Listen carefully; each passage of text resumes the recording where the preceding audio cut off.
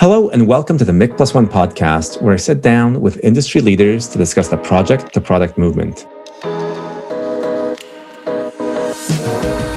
I'm Mik Kirsten, founder and CEO of Tasktop and best-selling author of Project to Product, How to Survive and Thrive in the Age of Digital Disruption with the Flow Framework.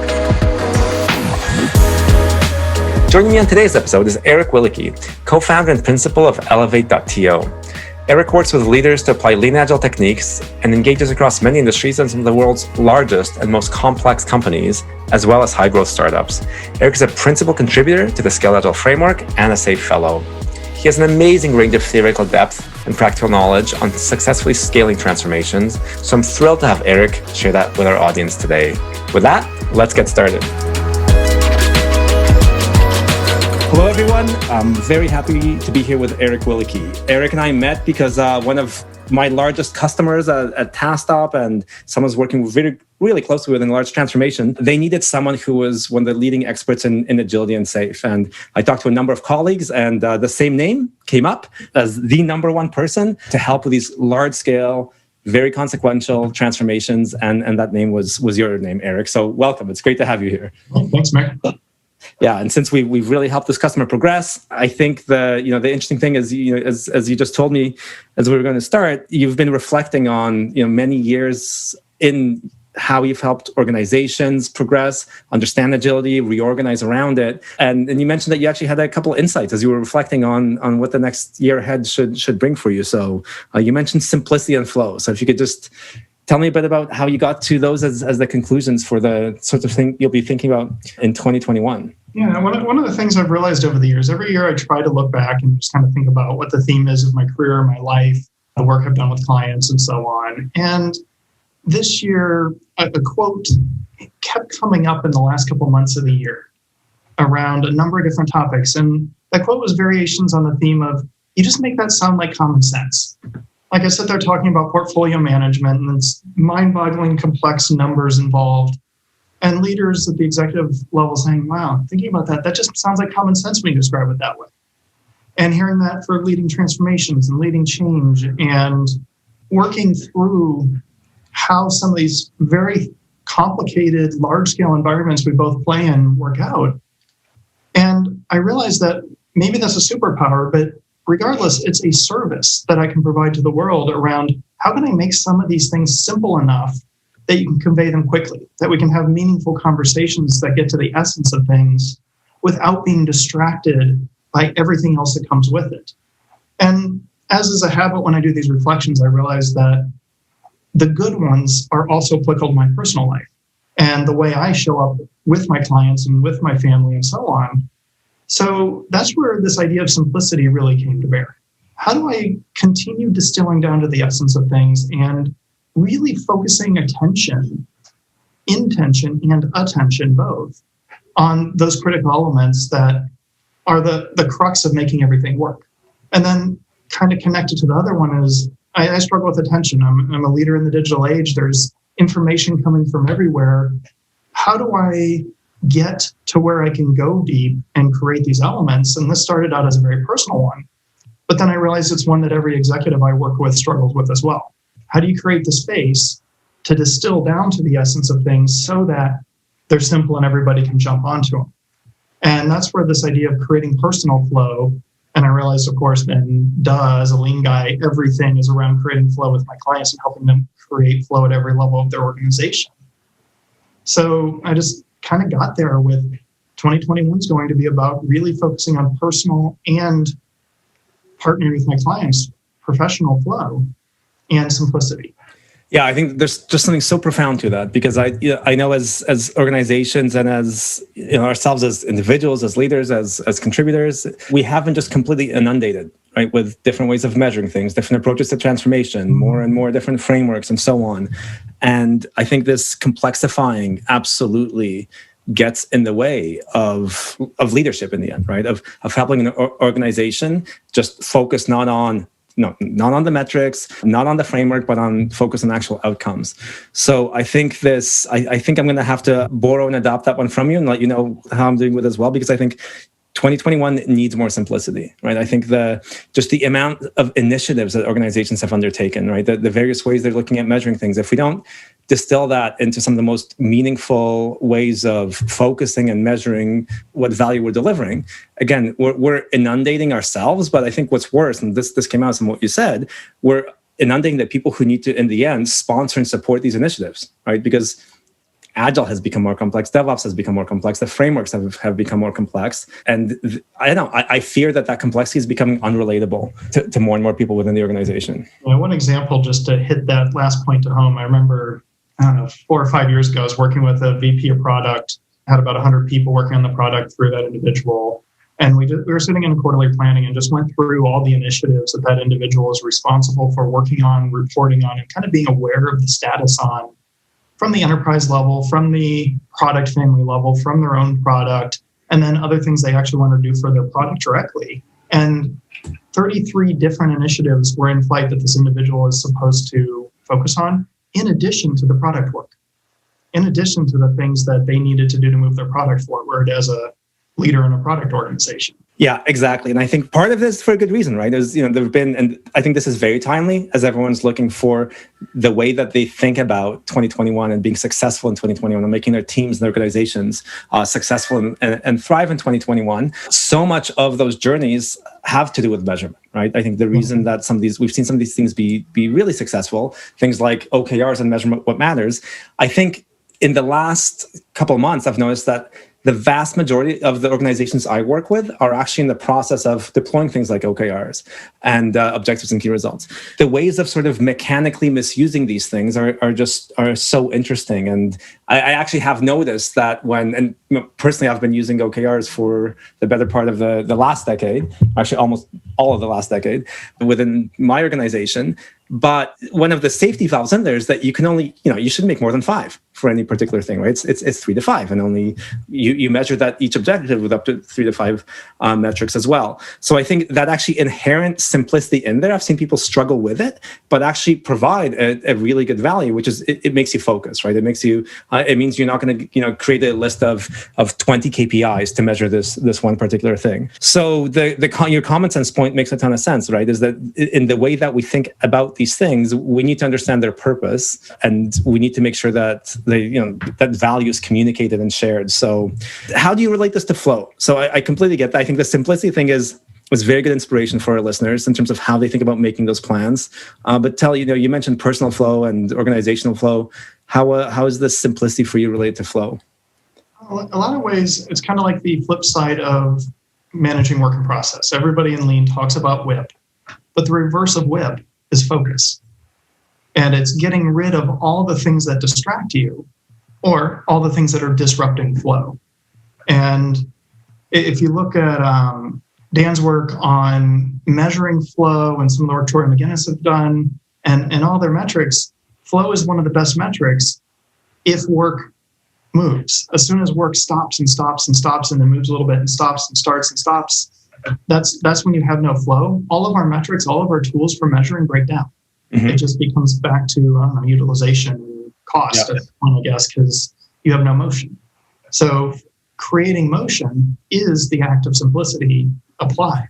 So by simplifying the environment, to your point, having 2 corporate strategies instead of 20, to having 1 or 2 initiatives that each leader is leading, not 10, you start to allow those individuals to create focus for themselves in those areas, and thus their organizations to put energy behind those 2 areas.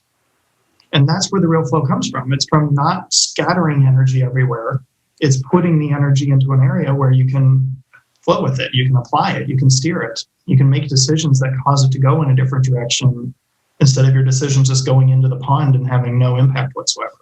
Exactly. I think that one of my biggest lessons in 2020, and just to touch on this thing that you said, that the reverse of WIP is focus. I realized that so much of what we were doing with the flow metrics was actually just identifying WIP. So instead of measuring flow, measuring the lack of flow.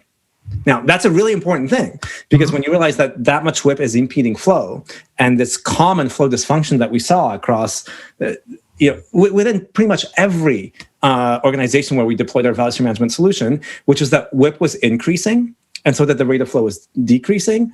And then, of course, then that has an impact on the fact that there's no feedback and no learning. And we've got that whole problem, right? To grab one of Gene Kim's ideals, the focus, flow, and joy ideal is we're getting further and further away from it. How are you going to help in 2021? So how are you going to reverse the whip problem that we see? I think the first one is, let's pull out the old toolbox. A lot of these things, I know you've referenced Drucker and Deming many a times, and they've written things 50 years ago that we're still learning today. Yep. Theory of constraints apply to some of these things. Step one, visualize. Make sure you can see where everything is. And then we can start to solve the problems, figure out where the actual constraints are across the different dimensions. In practice, I think I'm finding that most of the challenges that are really bubbling up to people fall in one of a handful of areas, though, at least in my domain. I'm focused on kind of the active change and agile and lean transformation. So in that domain, one is just clarity of purpose. Why are we transforming? What are we trying to accomplish? Where are we going with this thing? All of that kind of almost the definitions of the OKRs for transformation itself. Why bother? What's the purpose behind the objectives of transformation? And that's a whole area that collectively I refer to as agile sponsorship. As that leader, that executive that's responsible, opt in or being told, however you got to that responsibility, for leading and creating agile change in your organization.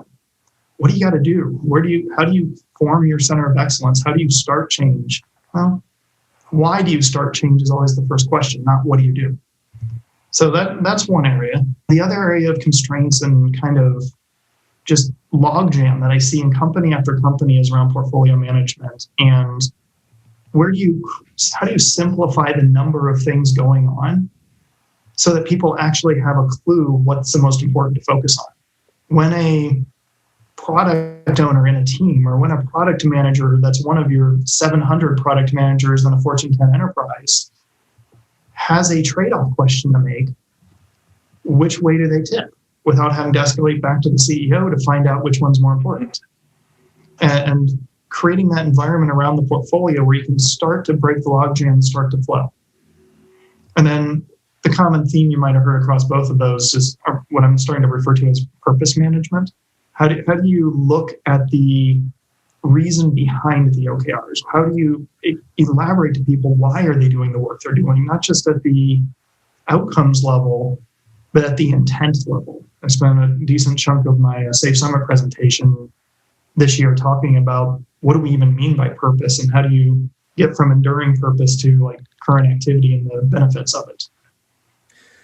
So Eric, and I think the really interesting thing about your experiences and our shared experiences is just how senior level in the organization you're actually identifying these challenges. And then again, I think this agile sponsorship approach to really helping organizations navigate a path through them, and really individuals help organizations navigate a path through them.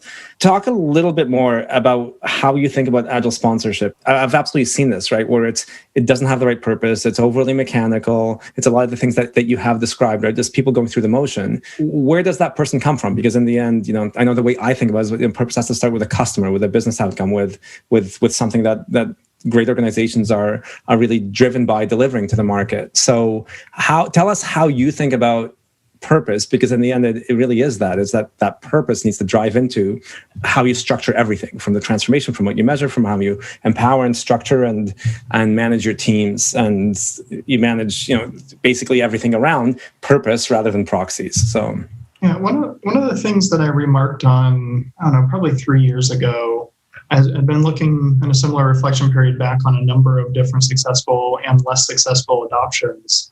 And I noticed the thread that the most successful agile change efforts, and the ones that were the most fun to work on, which don't underestimate the power of fun, were the ones that were led by business leaders, not by technology leaders. They're ones that it was somebody in quote unquote the business, and it's not my favorite term, but it's useful in this case, somebody with a P&L or a strong responsibility for something was pulling for agility in order to achieve something else. Yeah. And that's really the unifying theme I discovered. Agility doesn't have its own goal. Agility is not the outcome. It's not the purpose. Winning in whatever market you're in is a purpose. Achieving your company's enduring purpose is a purpose. And agility needs to tie to that purpose and to those market outcomes in a clear and obvious way. And that's when you start to pull people along. That's when you start to get alignment. So first thing as a sponsor to look at is why. Why do we want to invest in this big, messy change that adds new job families and changes people's reporting structures and asks people to follow a new process and changes our funding model, which is like the nervous system of the organization, like we're almost changing the DNA in certain ways. You're asking for all this change. Tie it back to the outcomes that matter so that we can do this in this market, so that we can be a company positioned for this, so that as large retailer X decides to move into our market, we can accomplish these other goals. And we start to do that, the change gets easier. The change, people suddenly see why they should step up. And you have a conversation with the CFO, and they're not looking for reasons to say no to you. They're looking for ways to solve the problem with you, as opposed to the stereotypical agile consultant that might walk in and tell the CEO or the CFO that they're doing it wrong and not really have a better answer of how to do it. Yeah, and this is, I think, reflecting on 2020, I've seen some very similar patterns, right? I think that the one that's you mentioned about the most successful transformations being fun, that is an interesting one. I don't think I've reflected enough on. I think there's a lot of truth to that one, but it's driven by the successful ones are driven by very strong purpose, a strong sense of why. Right? Is that, we want to lead in the market. We need to win this against a competitor. We need to become more innovative. And I know that for so many organizations, the context of these transformations is, they've got their measurements there, right? They've got their agile metrics, they've got the DORA metrics there, and so on. And I realized when I was looking at, okay, how do we make a more simple metrics framework that makes sense to the business and captures those simple business concepts that are more relatable, like time to market, so flow time, that alone doesn't have meaning or it doesn't have purpose unless we tie it to, in the flow framework, it's a business result, right? That these two things always need to go hand in hand. Otherwise, these large organizations, and it could really be just a function of their size, right? When you've got these large PMOs or transformation offices, they tend to gather their own gravity that will often be disconnected from what's actually driving a purpose for the business, for the customer, for the business partner. So how do you get people to think it? So I guess, is that enough to say is you need to start with that clarity of purpose? How have you been approaching this with the leaders you're working with? You kind of hit on the second one there with your last statement is once you understand what that purpose is, the next critical step is all around chartering the transformation. I see a gap there. A lot of times it starts bottoms up and like-minded people start to connect. And I had a VP today talking about himself as bottoms up, which was amusing at times. But the connection here starts to pull more and more people together. Pause, reflect, take that moment, Dave Marquet's blue work, and say, okay, what are we going to accomplish with this thing? And now charter the transformation properly so that it doesn't just become that pull all the things together and get stuck. Because a transformation of any sort, like if you want to use the word transformation correctly, it touches everything. Do this for digital transformation, DevOps, we know how deep that cultural change can go, measurement transformations, care transformations, wherever you're working, they start to touch all the areas in the company. So pause and establish that mandate in that network and start to get interested people moving in the same direction. And one of the things I did when I was setting up a transformation office that I was leading was I gave myself a 2-year shelf life. And I said, if I'm not to a certain point in 2 years, this org should disperse. It shouldn't turn into this center of agility forever in the organization because that's not agile. Agile is about change and decentralize. So creating lots of action, starting to tease apart the big ball of yarn that is transformation, and getting those constraints resolved throughout the organization. You got to start with that tight charter. What are we trying to accomplish? Who's responsible? Where does the power of this group stop? Where you need to work through influence and through inspiration. Yeah, so that's, I think, is super insightful, fascinating, and really contrary to a lot of what I've seen, right? Where what I'm seeing in some of these transformation offices, which these are really fundamental, important functions these companies are creating, right? These are the people who are truly motivated to help the organization become more innovative and win the market and survive and thrive. But it's almost seems like the way that they're being set up is similar to the way that we saw project management offices, PMOs, get set up. And what you just said, I feel like is sort of the opposite of that charter, which is the fact that there's a finite scope, and you just said there's a finite time frame. So that's some interesting contrarian thinking. So can you say a bit more about that? Would you actually spin up and tear down transformation offices once you had that agility in the organization? How do you think about this, Eric? I would, but with caveats. First, just to make sure that nobody said, but Eric said so, I think a timeline. Every company will have different timeline based on size, complexity, and so on. 2 years is not the magic number. But what I look at is I want to intentionally build structures and networks in the organization such that when the transformation effort is over, the network still exists. Right. So as a consultant, my mindset has always been not to put myself in the middle of everything and become part of the conduit, but instead to weave the web that when I step out, nobody notices. If you look at that at organizational scale and from a transformation perspective, each transformation, each huge change that the company wants to undergo, it's a Horizon 2 effort. You had Peter Moore a few weeks ago, I think. Come on. It's a Horizon 2 transition for agility. You don't want your inspired visionaries trying to lead the operations of agility. They're going to be poor at that. They're great at inspiring people and laying down the groundwork and bringing people along. I also create a portfolio operations group. And that's where a lot of the agility in operations lives. Frameworks like SAFe combine the elements into one kind of big blob called LACE or whatever. But I intentionally split out change leadership from operations and effectiveness. But they should be partnering closely every step along the way. My ops partners, when I'm leading a change, are my best friends. They have to be, or I'm not going to get anything done. But that's the sustaining organization I want left behind. I just could not agree more. My entire goal as well, and our flow teams and everyone I work with as partners like yourselves, is to establish that network, right? To establish that value stream network, to make sure it's measurable, and to make sure that the organization can maintain and evolve that network and find its constraints, right? Yep. And I think rather than establishing a whole new office for, basically creating these edicts for how to be agile and so on, I think that the danger there is that danger of proxy metrics, right? The danger is you've created this large infrastructure whose goal is to measure and manage and train itself, rather than establishing the network in the organization that's self-sustainable. So I think that is a really good visual and a great way to look at it. Well, there's a secondary concern sitting around that goes unnoticed, is that when you do operations, it's the same people over and over again. When you do change, the next big change, you need different leaders touching different parts of the organization leading that change. And the moment you create a change office that is expected to do many changes, suddenly it's like introducing a business analyst as a proxy. You've got mid-level leaders, because senior leaders that aren't caring about a given change don't get involved, trying to wrangle people instead of being able to bring that real guiding coalition to the table as being the change leaders focused on this change.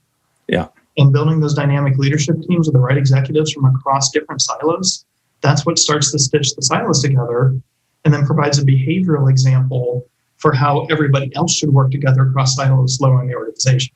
Yeah, exactly. And I'm just reflecting on an organization that's not thinking about it this way, but that I just started working with recently, where so that the size of the transformation office, the amount, and they've created this mechanical implementation of SAFe that is measuring all sorts of things, but I think none of those are related in any way to any outcome, or at least not directly related. Right? There's nothing wrong. Like there's SAFe is a great thing to roll out, but it doesn't really drive greatness until you've actually connected it to the business, to value streams, to delivery.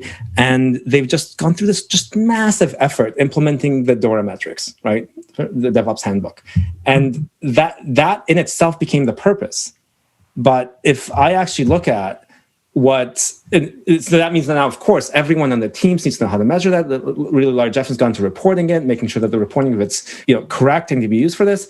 But none of it is really tied back into a business result. And then it was just completely eye-opening for me when I saw the talk by John Allspaw at this year's DevOps Enterprise Summit, where he talks about how some of these metrics, like the DORA metrics, the MTTR charts, when you present them to leadership, you cause them to come to the exact wrong conclusions, and that presenting them is just, you just should avoid it. It's a kind of nuanced but super brilliant talk, because you're not actually providing that kind of communication messaging around the person and why you're doing it. You've just created an organization that's gotten very good at measuring this proxy, and the proxy becomes the purpose, right? Mm-hmm. So just being able to measure MTTR becomes the purpose, which then, of course, I think interestingly in this organization has caused sponsorship of the transformation to be lost, because it's not tied into the common purpose that you have on the business side, on really at high levels of the organization, who are feeling the pressure and the need to compete and to innovate and to avoid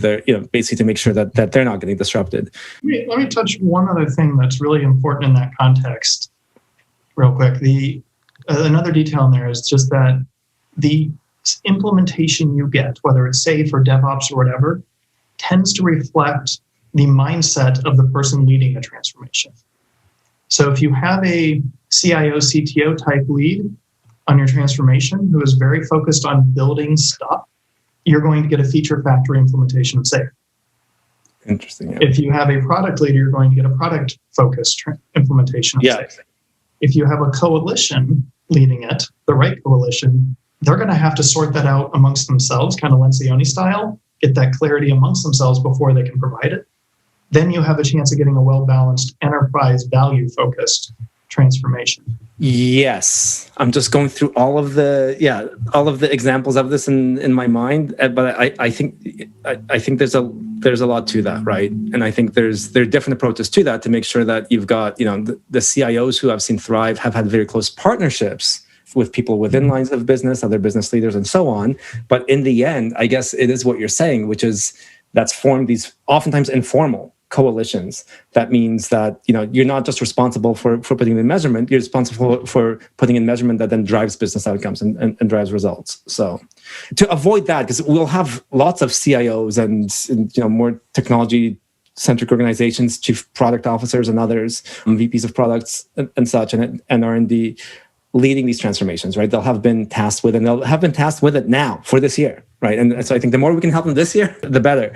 So one of the main things that you're pointing out, and I think that sounds like a common theme here, is this risks of mechanical adoption of anything, be it some DevOps metrics, be it SAFe, be it some other framework that you've that's homegrown within the organization. So can you speak a bit more to that? Why is that such a common? I don't think a CIO wants to fall into that, right? Everyone wants these outcomes.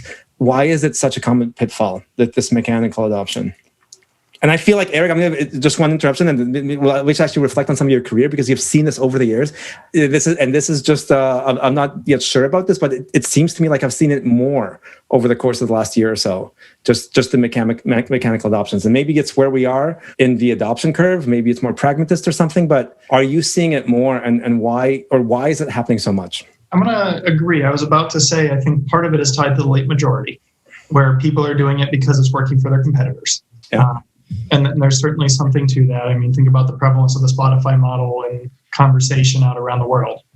I think part of it is because it's hard.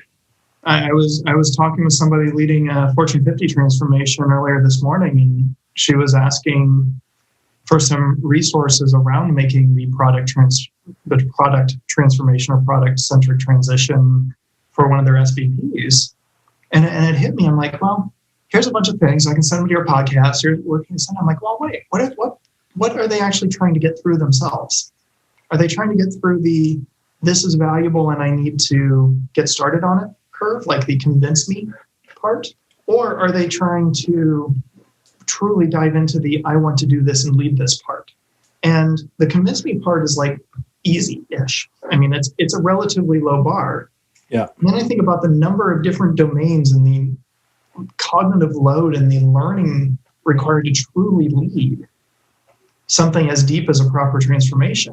What executive has time for that if they're not doing it as their focus, if they don't care enough? And I mean care because this is inherently tied to something in my business and something in my company's future sense, then I'm looking for that easy path. And the easy path is, I don't know, pick up the implementation roadmap and follow the script. Right. And that leads to a mechanical outcome that's somewhat detached from purpose. It's not a fit for purpose agility. It's just agility. Okay, but that's almost a bit of a catch-22 for some of these executives, because what's happening is we're seeing organization leaders who are being tasked with transformation for transformation's sake, which we're saying is a problem. At the same rate, if someone who's closer to the business tends not to have agility and transformation and some of these more technical practices on top of their own high priority on their list for 2021. So you did remind me of this thing. You mentioned the podcast with Peter Moore. I think one thing that I really took to heart when I first read Zone to Win was that the only way in this 4 zones model for something to make it into something in the transformation zone, to really become a core part of the business, to really transform the business, was with direct CEO sponsorship. And Jeffrey Moore is very blunt about this in the way he wrote it up, is if it's that big, it requires CEO sponsorship. Otherwise, all these other immune systems in the organizations, these political systems, these P&Ls all over the place will shut that thing down, right? Because it's not delivering enough money yet. There's lots of reasons to be skeptical about it and so on. So, given that these transformations are, I think both of us believe, more consequential than any new product the organization will launch, right? This is truly building the new factories if you're a manufacturer, right? This is modernizing, electrifying your factory back 100 years ago. So this is arguably more important than any product or service the organization provides. So where does the agile sponsorship need to come from? I found a loophole in Zone to Win around that. And I might be using it wrong, but it's working, so I'm fine with that. If you think about the performance matrix in there, it's got a number of performance zone line items and a number of productivity zone line item or columns. If I can get one of those in its entirety and have the leader of that sponsoring it personally, you can get a good fitness for purpose agility in that row or in that column. One P&L, one technology domain / area. And that provides the proof point that will trigger it and snowball to the whole company. Yeah. Because you don't want to bet your company on something untried unless you're on that burning platform. And for burning platform implementations are kind of scary. Yeah. So much stress. Usually they get you out of the fire and then you stop. Yeah.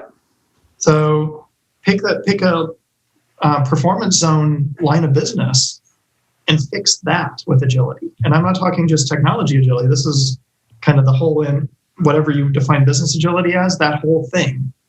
DevOps, digital, kind of all the things. And you start to see that benefit of thinking of that business like a product and creating internal products and getting that value stream and that flow. And suddenly innovation just starts happening. That's inspiring to all the other executives to say, I got to get in some of that. So I think that loophole, if that's what it is, it wasn't mentioned in the book. So, but in my experience, it actually makes sense, right? Because what it's saying is you're taking one of those performance zone rows, one of these P&Ls in the lines of business, whatever it is that you're managed, that's being managed, that has some kind of general manager or SVP or whatever heading it, and you're treating it as a business, right? And it's that business is the one that's transforming itself, right? So it'll take some aspect of the agile transformation, and it'll actually become a proof point. And reflecting again on the successes I've seen from organizations in 2020, just like you said, the fun thing was a common factor for you. Being led by the business was a common factor for you. This was absolutely one of the common factors for successes I've seen, is that it has been, the transformation was proven out, the value streams were established, the project to product shift was made, the flow metrics were implemented in one of the higher visibility and performance of things are meant to drive top line, right? So in one of the larger revenue businesses, and it was done with a drive from leadership in that, whatever it is, that business unit, that line of business, that part of the organization. And then that was used as a proof point to scale.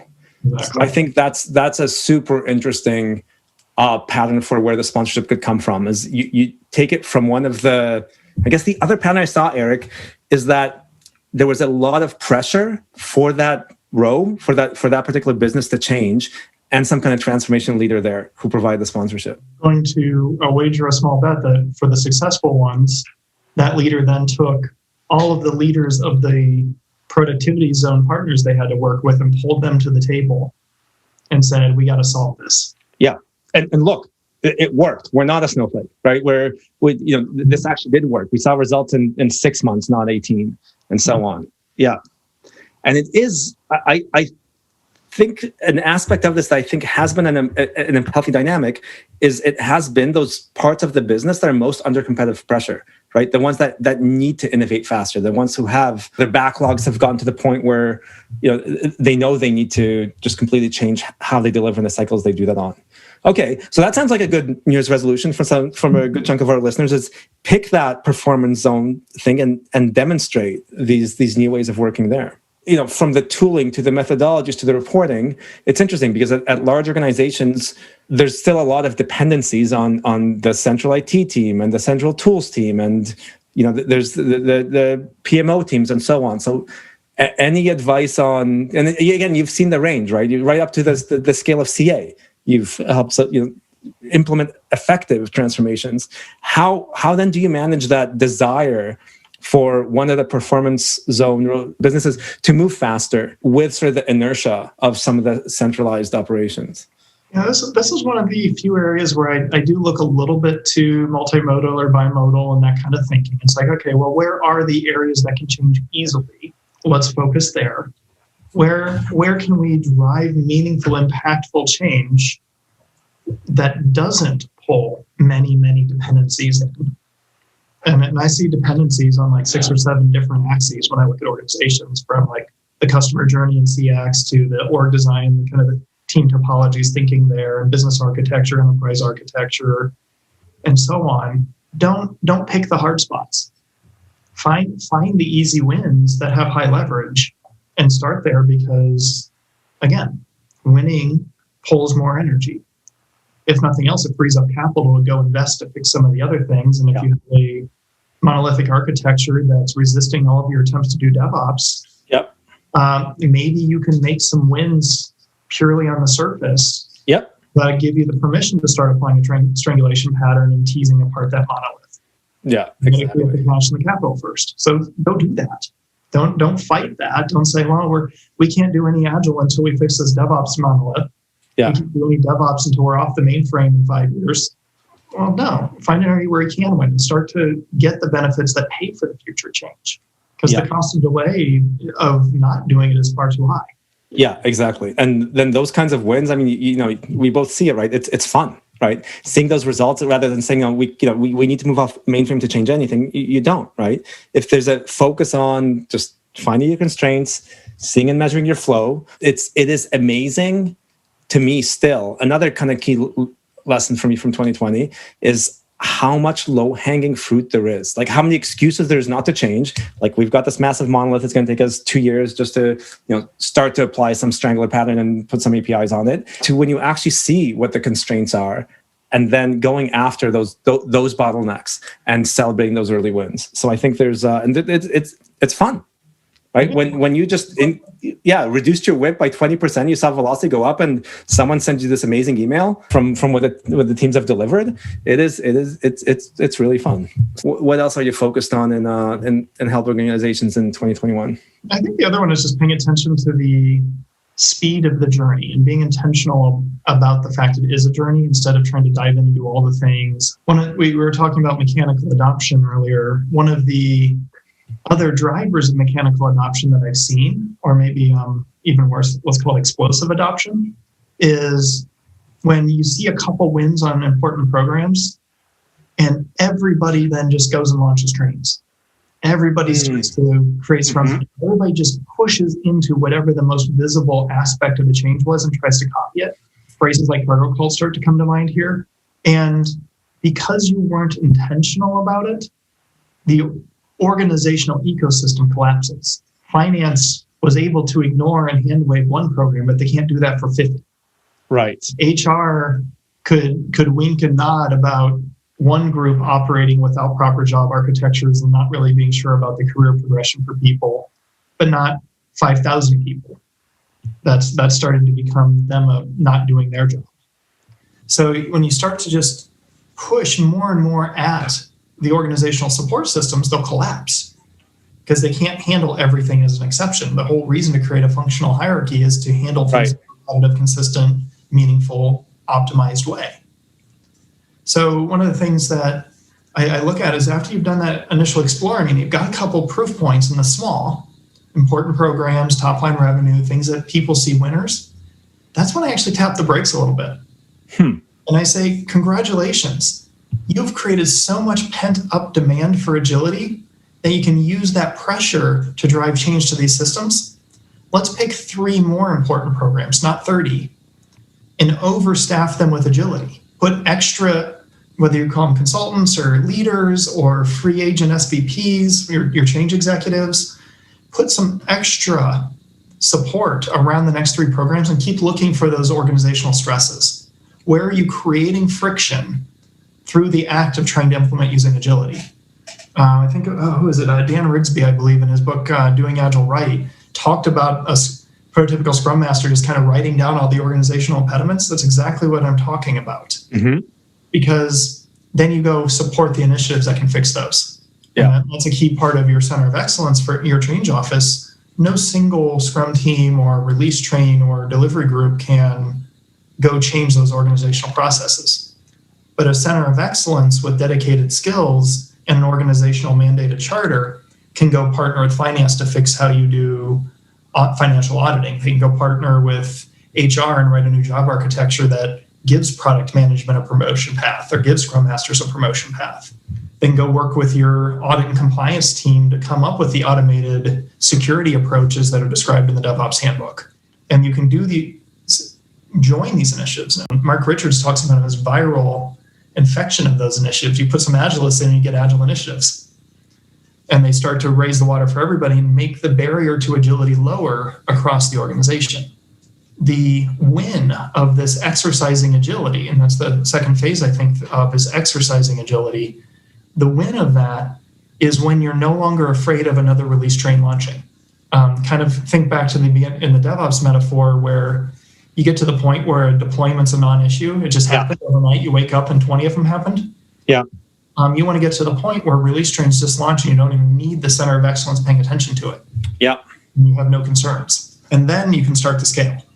And then you can start to apply the same patterns over and over again and let the local leadership use that easier barrier to entry, that reduced path, simplified path. And they can just adopt the right structure in their environment. And if they're wrong, they're wrong. The cost is low because they haven't broken finance. They haven't broken HR. The safety nets are all in place now. Yeah, and this has been a fascinating thing to me as well, is in terms of more learnings from last year. When there is that key point where finance, the business, finance, and of course I like you, I want to use business carefully, right? Because in the end, there should be just the business. That's the way it is at every company I've worked at. But with business and technology are one. But finance and HR, when they're in the room, when they're sort of understanding how to basically structure things for flow based on some proof wins within that organization, right?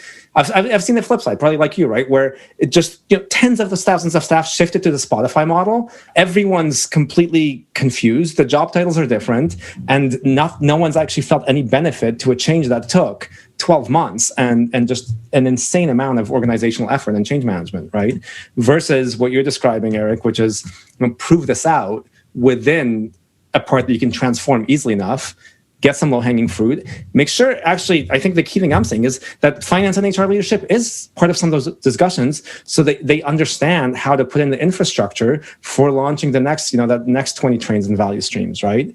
So I think that's absolutely a key one, as well as, depending where people are who are listening right now, where they are in their journeys, right? Which is, when I see those people in the room and starting to learn how to adapt to these things and being part of those initial wins, they feel engaged in the process, and they're going to be key to making sure that launching those next trains and value streams is a non-event. Similar to the evolution of site reliability engineers and so on, the nature of your transformation team, your center of excellence or your transformation office evolves with that journey.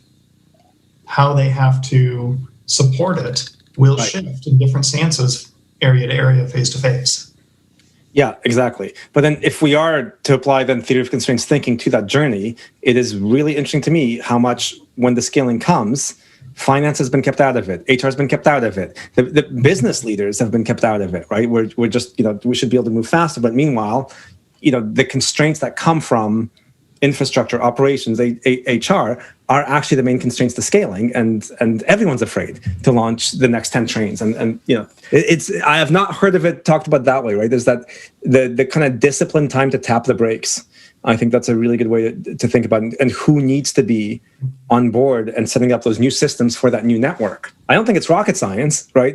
Lots of companies operate this way, but that makes a lot of sense. What you're saying is tap that brakes at the right time and make sure that those other functions are ready to go. And then Eric, so last thing I want to make sure that we touch on your views, because for me this year is obviously going to be doing, just to dumb it down a bit as I was reflecting on it, is just helping organizations apply flow metrics and OKRs or whatever basically however they connect their purpose to their initiatives quickly, so that they make sure they've got everyone on board and setting up and measuring and optimizing this network and making the right decisions, which is more often than not dramatically reducing in WIP to increase flow.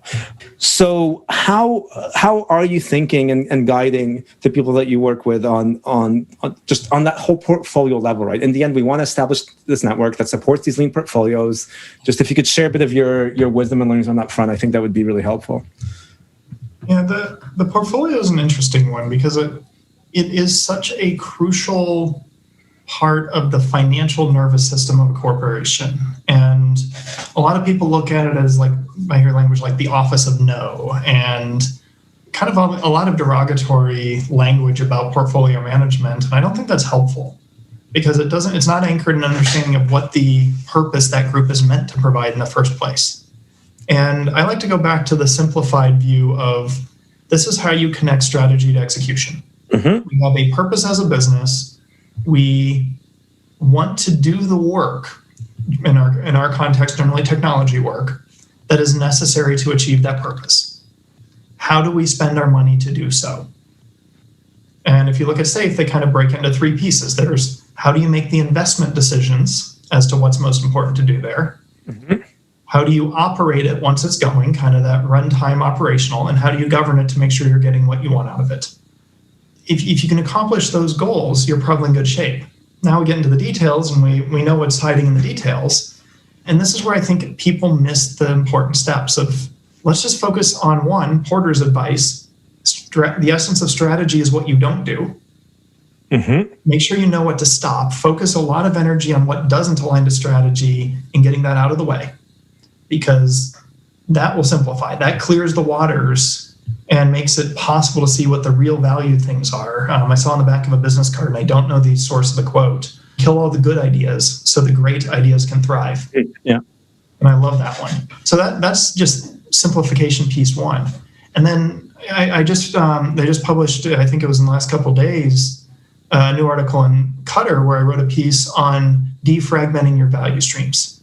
Not stopping, not paying attention to creating flow across ever wider sets of silos in your organization, figuring out how you actually build things, defining those internal products, starting to reorient your thinking around value so that you can reorient your systems and your funding and your architectures and your people and everything else that comes into the change.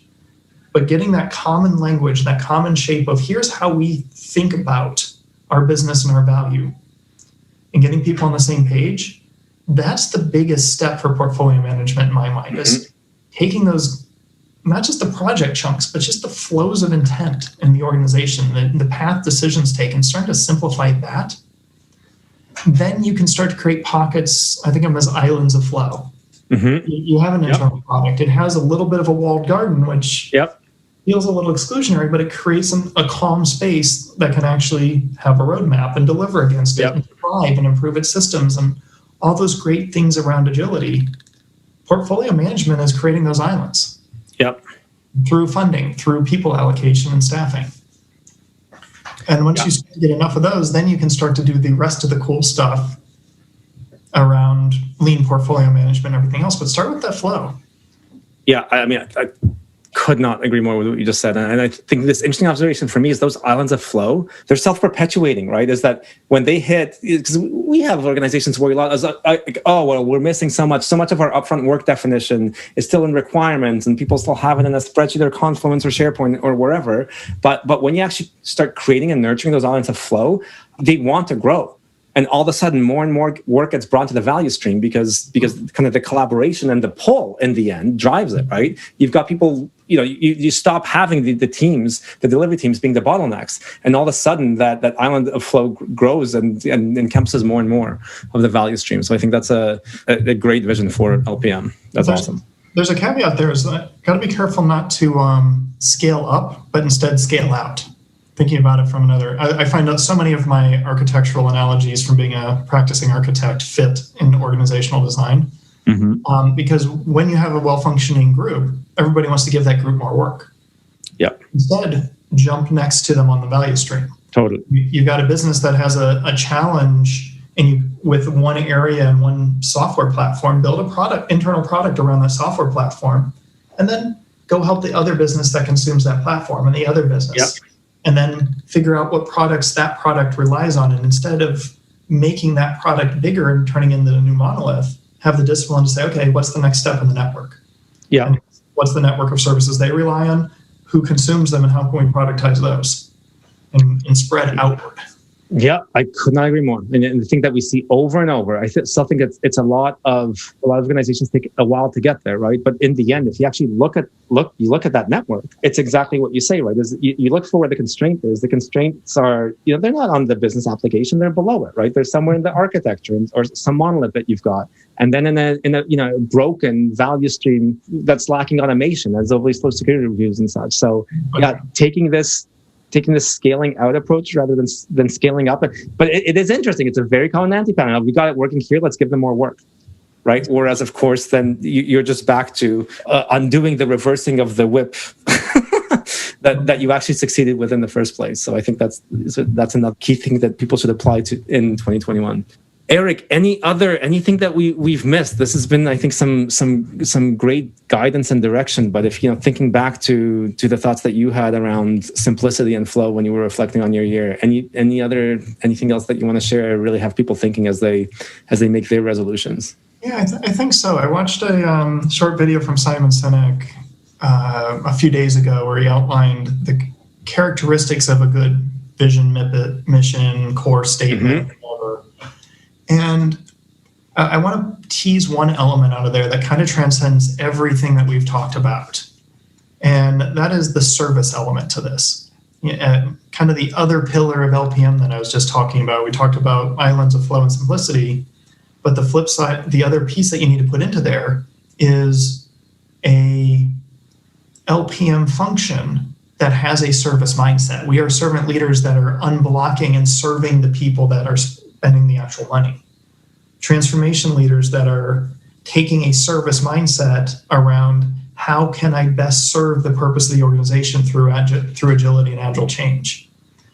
And really, probably, if you want to take it to a parting piece of advice for flow and simplicity, it's not flow and simplicity for your sake. It's flow and simplicity for the people who are consuming your services' sake. And how do you truly serve other people's purposes as part of your purpose? That's awesome. That's I think a really good one for us to end the podcast and I'll reflect on. And I could not agree more. So just to wrap up, Eric, anything, I know you've been putting out some amazing materials, anything you want to, and we'll link them all in the resources, but anything in particular you want to point us to, and where can people find you?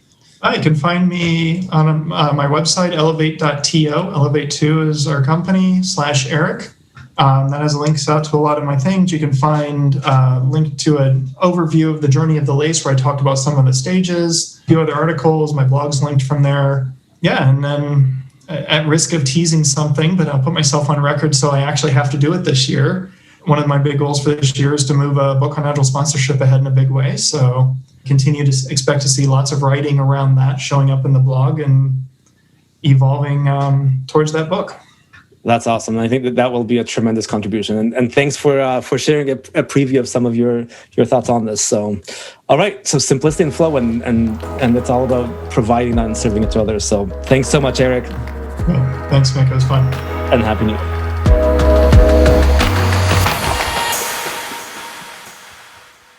A huge thank you to Eric for joining me on this episode.